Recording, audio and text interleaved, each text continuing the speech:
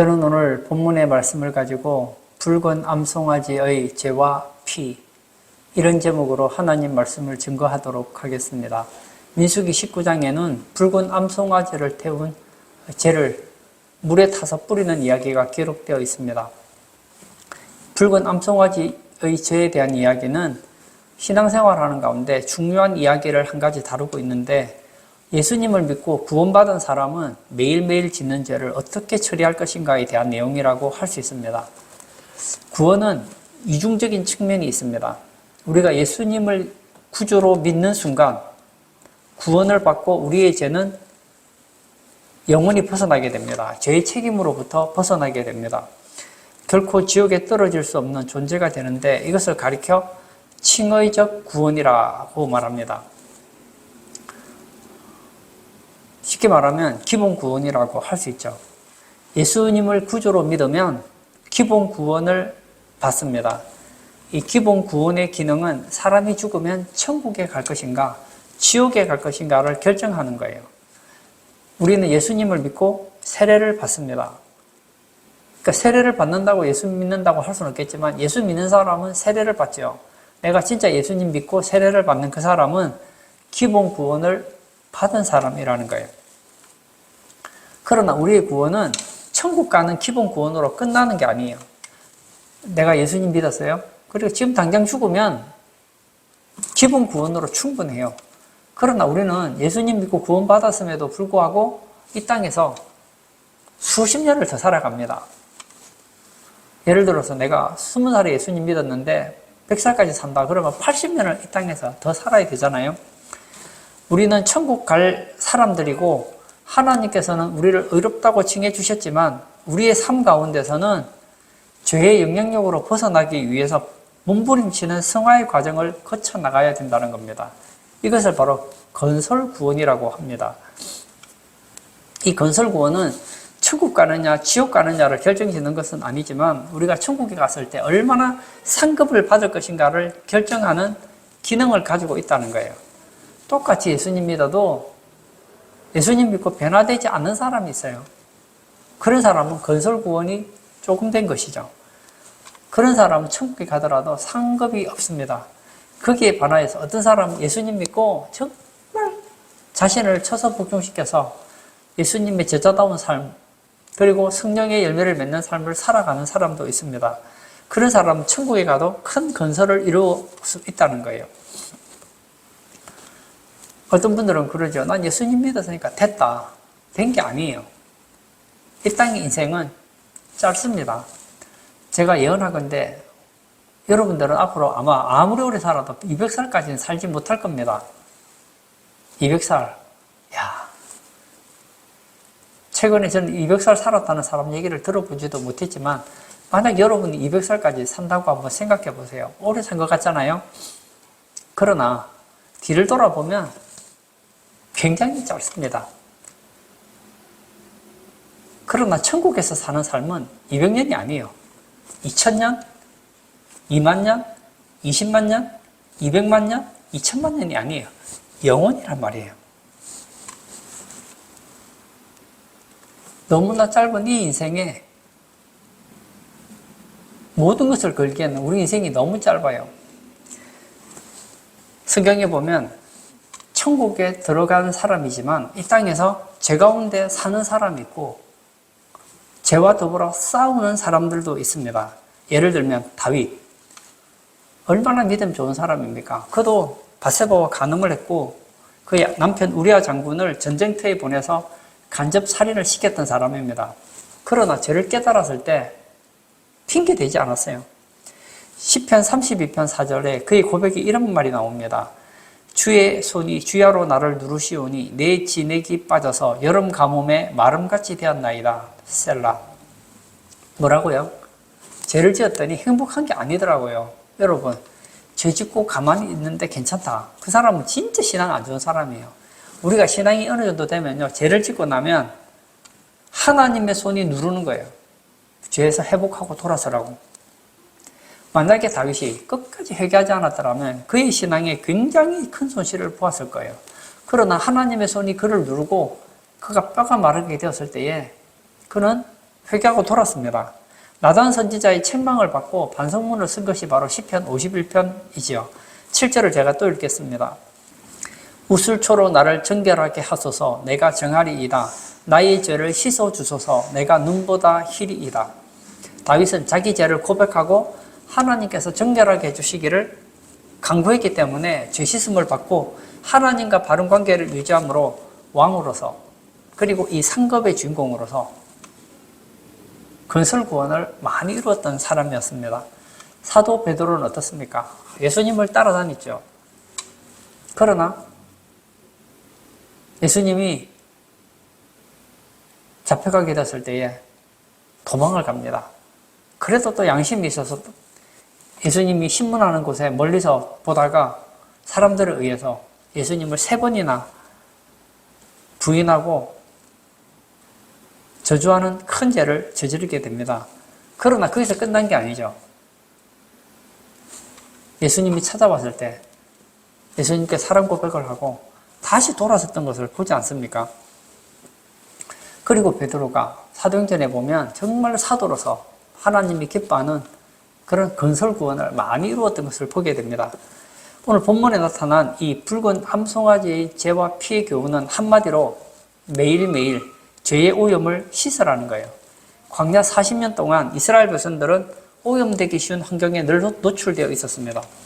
가데스 바네아의 불신앙 때문에 40년 동안 광야에서 장정만 60만 명이 죽게 됩니다. 그 60만 명에는 아이들은 포함되지 않아요.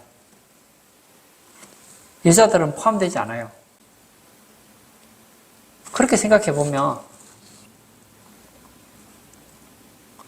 실제로 60만 명이라고 하죠. 실제로 수백만 명이 되지 않습니까?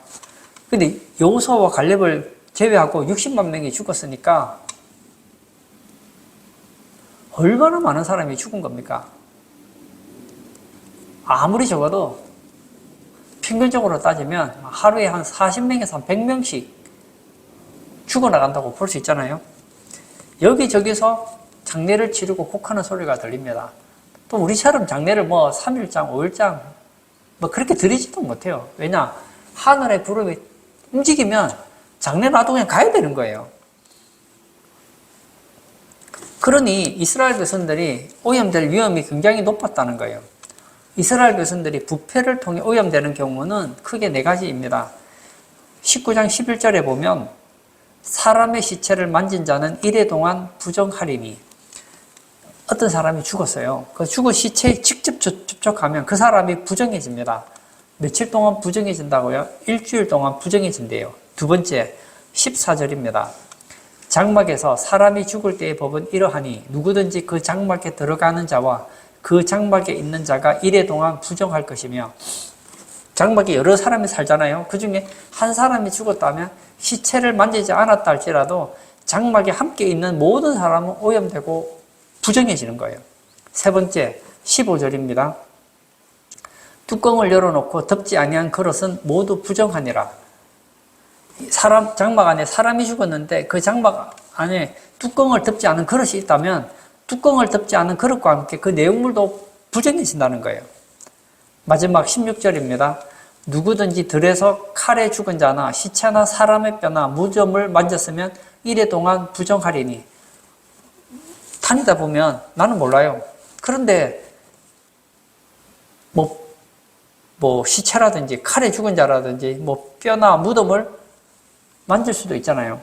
그러면 일주일 동안 또 부정하게 된다는 거예요. 그러므로 이스라엘 백성들은 늘 오염의 위험에 처해 있었다는 거예요. 왜냐? 날마다 사람들이 죽어나가기 때문에 그 사람들 때문에 간접적으로 계속 내가 원하든 원하지 않든 오염이 될 가능성이 높더라는 거예요. 우리 그리스도인도 다르지 않습니다. 우리도 죄에 오염될 환경에 늘 노출되어 있습니다. 보십시오. TV를 보면 우리를 죄짓게 하는 그런 방송들이 얼마나 많습니까? 인터넷을 보십시오. 세상을 보십시오. 우리를 타락하게 하고 방탕하게 하고 우리를 죄짓게 하는 그런 환경들이 얼마나 열려 있습니까? 문화라는 이름으로, 사랑이라는 이름으로, 그리고 즐거움이라는 이름으로 얼마나 많은 죄들이 우리를 유혹하고 있는지 몰라요. 여기에 대해서 성경은 얘기하고 있는 거예요. 오늘 본문 13절과 20절 말씀은 결과를 말하고 있습니다. 제가 13절을 읽겠습니다. 누구든지 죽은 사람의 시체를 만지고 자신을 정결하게 하지 아니하는 자는 여호와의 성막을 더럽힘이라. 그가 이스라엘에서 끊어질 것은 정결하게 하는 물을 그에게 뿌리지 아니하므로 정결하게 되지 못하고 그 부정함이 그대로 있음이니라. 내가 부정해졌어요. 죽은 시체로 인해서 부정해졌는데 그 부정함을 해결하지 못하면 이스라엘 가운데서 끊어진다는 겁니다. 내가 원하지도 않았는데, 나는 가만히 있었는데 옆에 사람이 죽었을 뿐인데, 나는 원하지 않았는데 가다가 그냥 죽은 사람의 뼈를 나도 모르게 밟았을 뿐인데, 나도 모르고 앉아서 쉰다고 쉬었는데 그게 무덤이었어요. 그런데 그렇게 부정한데 가만히 있으면 이스라엘 가운데서 끊어진다는 겁니다. 20절. 사람이 부정하고도 자신을 정결하게 하지 아니하면 여호와의 성소를 더럽힘이니 그러므로 회중 가운데에서 끊어질 것이니라. 그는 정결하게 하는 물로 뿌림을 받지 아니하였은즉 부정하니라. 정결하게 하는 물로 뿌림을 받지 않으면 누구나 다 부정한 상태로 있게 된다는 겁니다. 너무나 가혹한 형벌 같습니다. 왜 하나님께서는 이런 사소한 부정에도 큰 벌을 말씀하셨을까요? 이건 우리 강한 메시지를 주고 싶으셨기 때문이에요. 우리는 죄에 오염된 채로 살면서도 그 죄를, 그 부정을 처리하지 않으면 위험천만한 일이요, 엄청난 손해를 초래할 수 있기 때문에 하나님께서는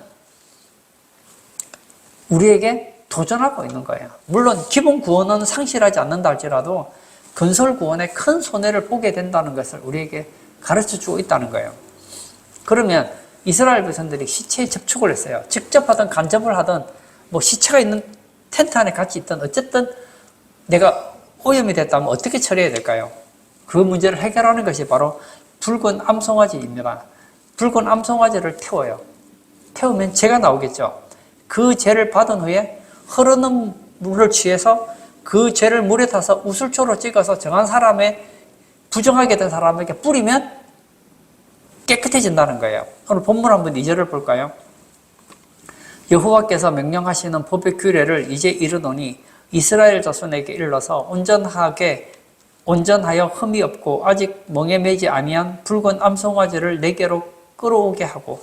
여기 보면 송아지는 송아지인데 아무 송아지가 아니에요. 붉은 암송아지예요. 여러분, 우리 주변에서 이 붉은 암송아지를 보기가 쉬울까요?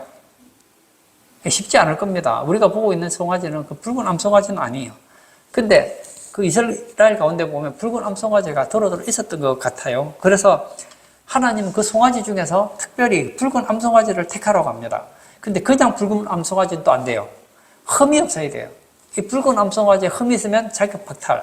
그 다음에 멍에를 한 번이라도 매면 또 안 돼요. 이 붉은 암송아지는 온전해야 돼요.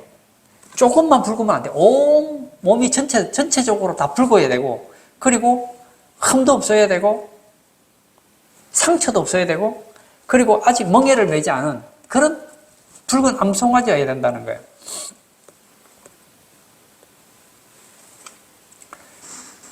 이스라엘이 찾겠죠. 보았더니 붉은 암송아지가 태어난 거예요. 잘 봤더니 흠이 없어요. 완전히 빨개요. 그리고 멍에를 매지도 않았어요. 그러면 이 송아지를 가지고 당시의 제사장인 아론의 셋째 아들인 엘라살에게 갑니다. 그러면 이 엘라살이 붉은 암송아지를 끌고 이스라엘 진영 밖으로 나가고 그 송아지를 끌고 온 사람은 제사장 앞에서 붉은 송아지를 잡습니다. 그래서 그 피를 받은 후에 손가락에 찍어서 회막 정문을 향하여서 7번 뿌리게 되어 있습니다. 여기서 붉은 암송아지의 죄도 중요하지만 피도 중요한 역할을 합니다. 죄를 뿌려서 정결함을 받는 것도 중요하지만 피가 더 중요하다는 거예요. 피를 7번 뿌린다는 것은 완전한 속죄를 의미합니다. 붉은 암송아지의 피가 죄보다 더 중요하다는 거예요. 왜냐하면 건설 구원도 중요하지만 기본 구원이 훨씬 더 중요합니다. 내가 죽어서 천국에 가서 상급을 받는다. 너무 좋지요. 근데 천국을 못 가면 아무 소용없는 거 아닙니까? 상 받기 전에 먼저 기본 구원을 받아야지 상을 받든지 말든지 할 거 아닙니까? 다른 것은 다 실패했다 하더라도 기본 구원은 절대로 실패하면 안 돼요. 오늘 예배 참석하신 사랑하는 성도님, 저는 우리 성도님들에게 도전하고 싶어요. 나는 정말 구원받았는가? 나는 진짜 기본 구원을 받았는가를 한번 점검하고 확인하시기를 바랍니다. 너희가 구원에 있는가? 확인하라. 확인해야 돼요. 나는 예수 믿는다고 했는데 주님 앞에 갔더니 주님께서 우리의 구원을 죽은 믿음이라고 치부해버리면 진짜 불행해지거든요. 구원은 하나님과 나와의 관계예요. 정말 예수님이 나를 위해 죽은 거 믿으십니까? 정말 예수님이 나의 인생의 주인이 맞으십니까?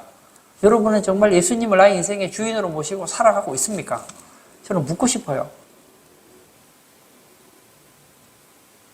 진짜 예수님 바로 믿는 사람이라면, 기본 구원을 받은 사람이라고 한다면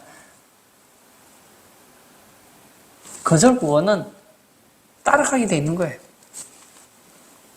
아직도 예수님 믿지 못하시는 분이 있다면 저는 자신을 한번 점검하기를 바랍니다.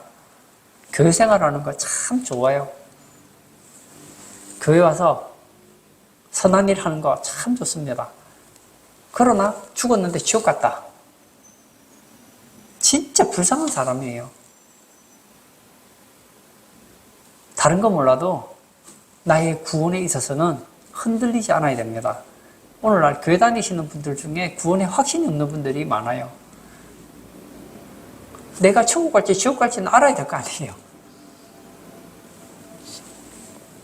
제사장은 피를 손으로 찍어서 7번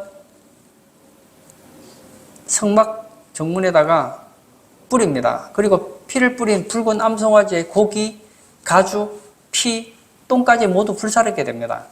그리고 여기 붉은 암송아지를 태우는 곳에 3가지를 더 넣습니다. 백향목과 우술초와 홍색실입니다. 그리고 이 3가지를 가지고 다 태우면 재가 나오겠죠. 그 재를 거두어서 깨끗한 항아리에 담아서 진 밖에 둡니다. 그리고 나서 백성들이 부정해지면 흐르는 물을 받아서 거기다가 재를 물에 타서 우술초에 찍어서 뿌리면 정결하게 된다는 거예요. 그러면 이 붉은 암송아지는 누구를 상징하느냐? 물어볼 필요가 없죠. 바로 예수 그리스도를 상징해 준다는 거예요. 붉은 암송아지는 죄 없고 흠 없고 영문 밖에서 죽임을 당한 예수님을 예표해 줍니다. 그러면 백향목과 우술초와 홍색실은 무엇을 의미할까요? 성경에서 직접적으로 말하진 않지만 많은 성경학자들은 이 백향목은 그리스도의 신성을, 우술초는 인성을, 홍색실은 그리스도의 보혈을 상징하는 것으로 말합니다.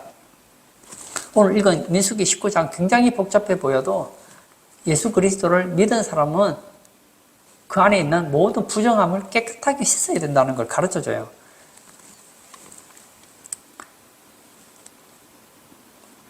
이스라엘 백성들이 홍해에서 홍해를 건넜잖아요. 이 홍해를 건넌 것을 사도 바울은 세례를 받은 것이라고 얘기를 하고 있거든요. 세례를 받았다는 것은 예수님을 믿었다는 거잖아요. 그럼에도 불구하고 그들 속에 있는 부정함을 제거하기 위해서 그들은 이 죄물을 가지고 다시 정결하게 될 필요가 있었다는 거예요. 요한복음 13장 10절에 예수님께서 베드로에게 이렇게 말씀하셨습니다. 예수께서 이르시되 이미 목욕한 자는 발밖에 씻을 필요가 없느니라. 온몸이 깨끗하니라. 너희가 깨끗하나 다는 아니니라 하시니라. 여기 보면 예수님께서는 이 목욕과 발 씻는 얘기를 해줍니다. 목욕한 자는 더 이상 목욕할 필요는 없죠. 내가 지금 목욕했는데 다음날 길을 걷다 보면 발이 더러워질 거 아닙니까? 그러면 발이 조금 더러워졌다고 해서 다시 목욕하지는 않잖아요. 그러면 집에 와서 발만 씻으면 되잖아요. 목욕을 하는 것은 기본 구원을 받은 거예요. 그러나 발을 씻는 것은 건설 구원을 하는 것이라는 거예요. 이 발을 씻는다는 것은 날마다의 오염을 씻는 성화의 작업이요 건설 구원을 위한 작업이라는 것입니다. 여러분, 여러분의 발을 한번 보십시오. 이 발은 여러분의 삶을 말하는 것이죠. 내 삶에 하나님이 볼 때에 아름답지 못한 모습이 있다면 그걸 발견했으면 어떻게 하라고요? 씻으라는 거예요. 히브리서 11장 1절에도 모든 무거운 것과 얽매이기 쉬운 죄를 벗어버리라고 했습니다. 인생은 마라톤과 같습니다. 저는 마라톤을 멀리는 안 해보고 한 10km 정도 마라톤을 해본 적이 있는데 마라톤을 할 때는 전제 조건이 있습니다. 가벼워야 돼요. 마라톤을 하는데 막 등에 짐을 지고 무거운 거 들고 그렇게 뛰는 사람은 없어요. 다 내려놓고 가장 가벼운 몸으로 가잖아요. 무거운 짐은 무엇을 말할까요? 죄를 상징합니다. 무거운 죄의 짐을 지고 마라톤을 뛰면 얼마 가지 못해서 퍼진다고요. 결국은 상을 받지 못하게 됩니다. 그러면 오늘날도 우리가 죄를 지으면 우리의 삶에 오염이 있다면 붉은 송아지를 잡아서 그 죄를 가지고 우슬초로 뿌려야지 죄 문제가 해결될까요? 이제 더 이상 그렇게 하지 않습니다. 이것은 구약의 하나의 예표라고 할 수 있죠. 요한일서 1장 9절에 만일 우리가 우리 죄를 자백하면 그는 미쁘시고 의로우사 우리 죄를 사하시며 우리를 모든 불의에서 깨끗하게 하실 것이요 우리의 오염된 자를 자백하기만 하면 된다는 거예요. 그러고 보면 구약보다 신약이 훨씬 더 쉽습니다. 천국에 들어가는 길은 너무 쉬워요. 근데 너무 어려워요. 쉬운데도 안 해요. 나는 예수님 믿고 구원을 받았어요. 내 마음으로 나의 삶 가운데 부정한 것이 드러났을 때 어떻게 해결합니까? 해결하는 조건을 두는 거예요. 만약 하나님 앞에 부정해졌다면 10km씩 뛰어라. 이게 너무 힘들어요. 다리 아픈 사람은 어떻게 뜁니까? 그거? 날마다 10km를. 부정해지면 100만 원씩 헌금해라. 그럼 돈 없는 사람은 못 하잖아요. 부정해지거든 산에 가서 토끼 한 마리씩 잡아 바쳐라. 어떻게 합니까? 그런데 하나님께서 너무 감사하게 죄를 자백해래요. 자백만 하면 그 부정함이 깨끗하게 될 수 있다는 거예요. 예수님께서는 누가복음 17장 4절에서 사람이 잘못하면 하루에 7번이라도 용서를 빌면 용서해 주라고 했습니다. 마태복음 18장에는 7번씩 70번이라도 해주라고 했습니다. 보십시오. 우리가 어떤 사람이 내게 와서 하루에 7번을 잘못했어요. 용서해달라. 그런 사람도 없지만 사람이라 하더라도 잘못하면 7번을 용서해 주라고 해요. 마태복음 말씀대로 하면 하루에 490번 잘못했다고 해도 용서해 주래요. 얼마나 어렵습니까? 그렇게 말씀하신 하나님이라면 우리가 자백을 하루에 500번 한다고 해서 하나님이 싫어하시겠느냐고요. 자백을 하지 않아서 하나님께서 아쉬워할 뿐이죠. 결론을 짓고자 합니다. 오늘 예배 참석하신 사랑하는 성도님, 나는 예수님 믿어서 구원받아서 그러므로 나는 더 이상 회개할 필요가 없어. 회개하지 않는다고 저는 지옥 간다고 말하고 싶지는 않아요. 그러나 저는 이건 말하고 싶어요. 여러분이 진짜 예수님 믿는다면 여러분 안에 있는 이 오염을 가지고 부정하게 된 상태로 신앙생활을 하게 되면 하나님과 바른 관계를 가질 수가 없습니다. 그리고 여러분의 삶에 다윗과 같이 하나님의 누름으로 삶이 행복하지가 않아요. 그리고 하늘에 가서 상급이 없습니다. 이 땅에서 예수님 믿고 지옥 같은 삶을 살다가 죽어서 상급 없다. 억울하지 않아요? 이 땅은 잠시 지나가는 나그네 인생입니다. 너희 인생이 무엇이냐? 잠시 있다 사라지는 안개와 같은 것입니다. 이 짧은 인생, 예수님 믿고 구원받았으니 우리 본향은 천국이잖아요. 천국을 바라보면서 건설 구원을 해서 하늘나라에 갔을 때 제가 저를 볼 건데 아무리 제가 신앙생활을 해도 사도 바울만큼 건설 구원을 이루지는 못할 것 같아요. 하지만 저는 제 분수에 맞게 건설 구원을 이루려고 합니다. 여러분들도 정말 하나님이 기뻐하는 그런 거룩한 삶을 살아서 주님 앞에 가는 날 후회하지 않는 인생, 부끄러운 구원이 아니라 건설적인 구원, 칭찬받는 구원, 복된 구원 받는 우리 성도님 다 되시기를 주의 이름으로 축복합니다. 이 시간 한번 같이 기도하기를 원합니다. 오늘 민수기 19장은 굉장히 복잡해 보이지만 간단합니다. 이 이스라엘 백성들은 오늘식으로 말하면 구원받은 사람이에요. 그럼에도 불구하고 부정해지면 암송아지의 죄를 가지고 물에 찍어서 우슬초로 뿌려야지 정결하게 된대요. 오늘은 얼마나 쉽습니까? 물 뿌릴 것도 없잖아요. 죄를 자백하면 된다잖아요. 이 시간 기도할 때 우리가 하나님 앞에 부정하게 되는 요소가 나타났을 때, 발견했을 때 핑계대지 마시고 죄 없다 하지 마시고 하나님 앞에 죄를 자백함으로 제사함 받고 하나님과 좋은 관계를 맺으시고 건설적인 구원을 이루셔서 주님 앞에 가는 날 다 주님의 복된 상급의 주인공 되게 해달라고 우리 기도하시고 자유롭게 개인 기도하도록 하겠습니다.